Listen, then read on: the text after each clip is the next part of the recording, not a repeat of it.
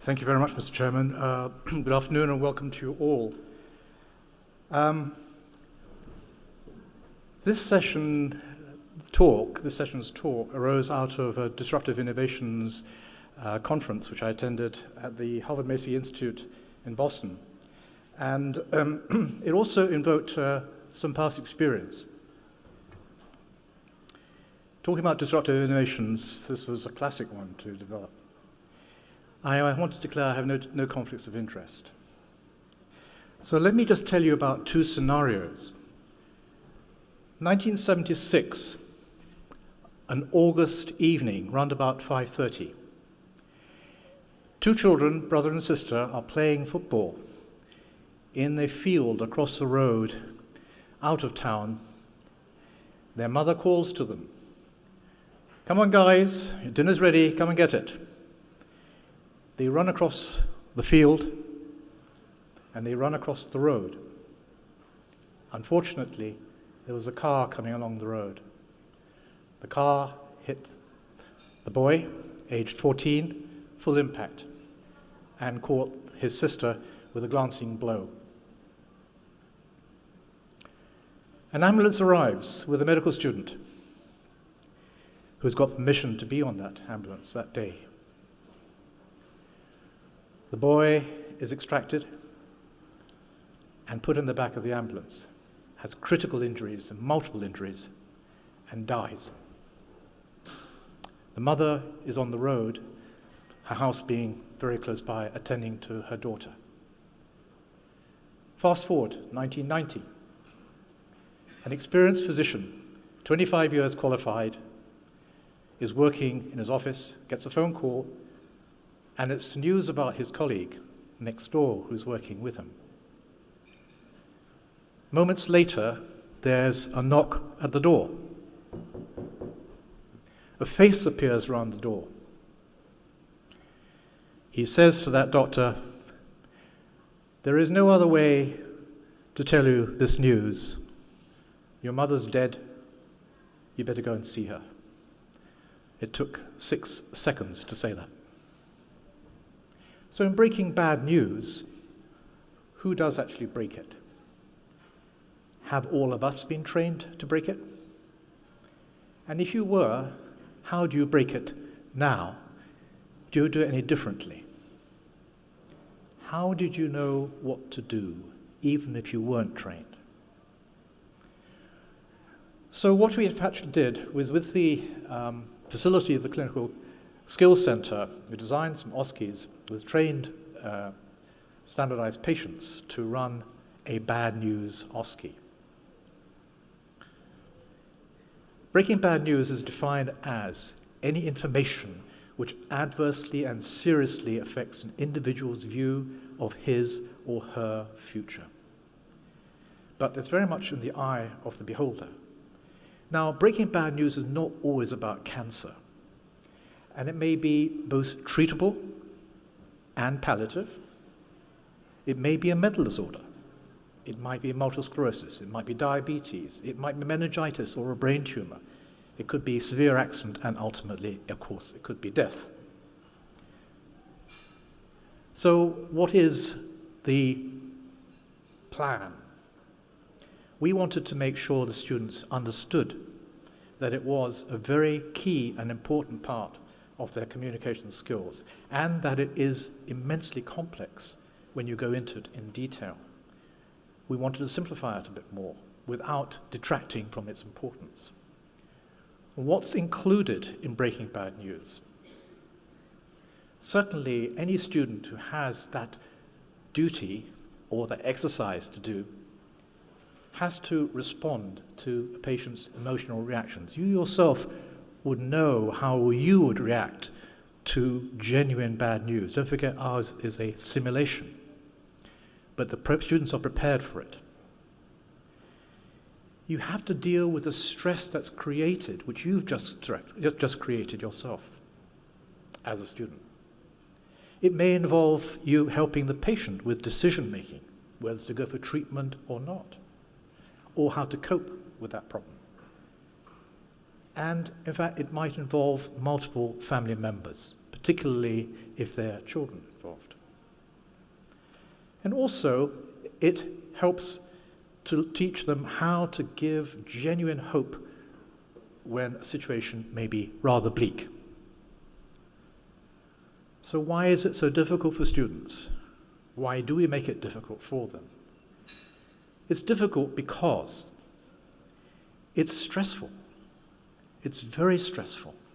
And you're dealing with a patient who's probably already stressed.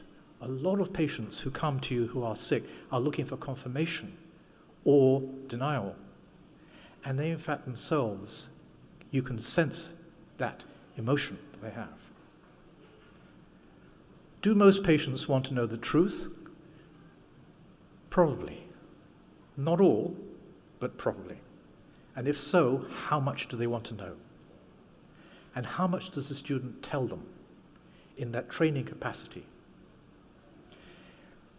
What, in fact, is certainly manifest is the truth, whatever it is about bad news, is unpleasant. And the students in training do fear lengthy discussions because it is distressing on both sides. And they fear that it will upset the patient by telling them the whole truth. Not only that, this is an assessment exercise, and the students themselves want to do well. They're anxious themselves, and they fear perhaps a slightly negative valuation. So, as I said, it's not always associated with cancer, and there are some special forms of bad news which we are now going into. It may involve the injury or death of a spouse, or a relative, or a friend. And certainly there are very special sensitivities when you're dealing with children, particularly in the case of SIDS. You may be actually dealing with a progressively debilitating situation, like ALS or Duchenne muscular dystrophy. And when you speak to children or employees or peers, there are a variety of ways which you can communicate. And now we have very special circumstances which ultimately are really mind-blowing in their magnitude. When you have earthquakes, the tsunami, which we all remember, you might have suicide, you might have fire, you might have murder, you might have kidnap, more topically plane crashes, and drowning. For those of you who are of perhaps a generation older, you may remember the old form of communication which came through, usually in wartime, with a telegram being delivered to the door. And the instant response was, "This is bad news." And it was a telegram with regret. "Your son is missing in action," or worse. So let's not be negative entirely. Let's go positive. First of all, I want to just ask you to have a look at this sentence. Experience is what you get when you don't get what you want. Experience is what you get when you don't get what you want. So what's the good news? So certainly using a strategy for addressing patients' distress when bad news is disclosed can absolutely increase students' confidence in their task in hand. Furthermore, if you break down the aspects of the bad news into manageable concerns and prioritize and distinguish the fixable from the unfixable, you can't change somebody's problem. If bad news is diabetes, that's bad enough. If bad news is actually something much, much worse than that, you can't change that. But you can certainly apply solutions and have some fixable problems. And if you can get them to be confident enough to realize that it's not just a question of saying, so-and-so has happened, you're more successful. Students may, in fact, help to encourage patients to participate in difficult treatments. And we've seen that happen in our OSCE. And when they're trained, they're much more comfortable with giving bad news and appear much less stressed. And one of the things that has begun to emerge is that the less stressed you are in an interaction, the more empathy you provide back to the patient. So we use the spikes model with our students, and in fact, essentially, that's probably very well known now from Rob Buckman's work. But there's the setup of the interview, the interactions arranged. Then, in fact, assessing the patient's perception. What do you think may be wrong? Why do you think you have had to come back? Giving knowledge and information, not knowledge in a form which is in fact like an essay. You know, we found that you have a rare type of leukemia and you've got the Philadelphia chromosome, and there's pretty good drugs there called rituximab, etc., which is a monoclonal antibody agent. What are they going to understand about that? And then, in fact, looking at the emotion and addressing the patient's emotions. And looking at communication perhaps being verbal in probably only 25% of communication. Sometimes those periods of silence in being able to convey the message to the patient, the person in front of you, is golden. Nothing worse than have someone go yap, yap, yap when you actually just had bad news. So in fact, what we have done is we actually have a strategy and a summary as well at the end. That's the spikes model. What we have done is we've set up the scenario with a summary of information of the disorder in hand. Let's take, for example, one of them and say it was the patient returned after a blood test because of fatigue, expecting perhaps to have information about anemia. But it wasn't anemia, it was leukemia. When that comes out in the first 30 seconds, I'm sorry to have to tell you this, but this is bad news. You got a blood cancer. The impact on the patient is such that they probably don't listen to anything else you say after that. And what about the impact on the student? So we looked at the students, we looked at their performances. And in fact, even with training, some students took about 3 minutes of a 15-minute OSCE consultation, 3 minutes to enter the room because they were preparing themselves. And then, in fact, some left early. So they went in, gave it to them, and came out again. One of the things I think that was noticeable was that with training, the ability to break bad news effectively and more graciously was enhanced. So in 2010, this 5-year study showed 66% with no training were able to deliver acceptably. And the arbitrary passing score was 60%. One session, 70%, an improvement, marginal but improved. 2011, 2 sessions, again an improvement. 2012, integrated in curriculum, 80%. And then, much the same the following year, even better. And this past year, well, further enhancement within class and with clinical practice and other scenarios and role play, 83%. So the impact versus the performance.